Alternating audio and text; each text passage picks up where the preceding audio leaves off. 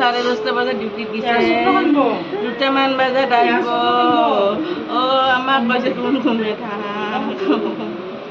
आही नापालते घरो আজি আজি আপোনাৰ জীয়ৰীক চাব কথা আছিল আৰ কথা আছিল আজি বজা চুলা কৰি থৈ গিছে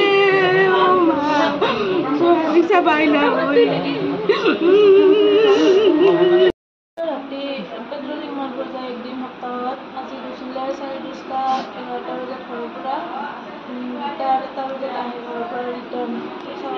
পেট্ৰলিং মাৰি ৰিটাৰ্ণ আহি থাকোঁতে মানে কৈছে পিছৰ পৰা তাতে খুন্দা ট্ৰাকে এখন ধৰিবলৈ সক্ষম হৈছিলে মানে এতিয়ালৈকে গম পোৱা নাই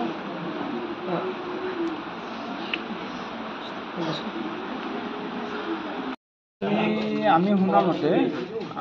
তেখেতে ৰাতি ইয়াৰ পৰা ভাত পানী খাই ডিউটিত গৈছিলে ডিউটিৰ পৰা ডিউটি শেষ কৰি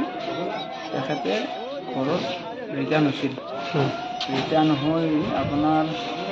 আহি থাকোঁতে বাণীগুছিত মানে কি ট্ৰাকৰ লগত মানে সংঘৰ্ষটো হ'বলৈ আমি শুনা পাই মানে আমাক ফোন কৰে তেখেতৰ সকলো পুলিচৰ ফালৰ পৰা আমাক ৰাতি ফোন কৰি জনায়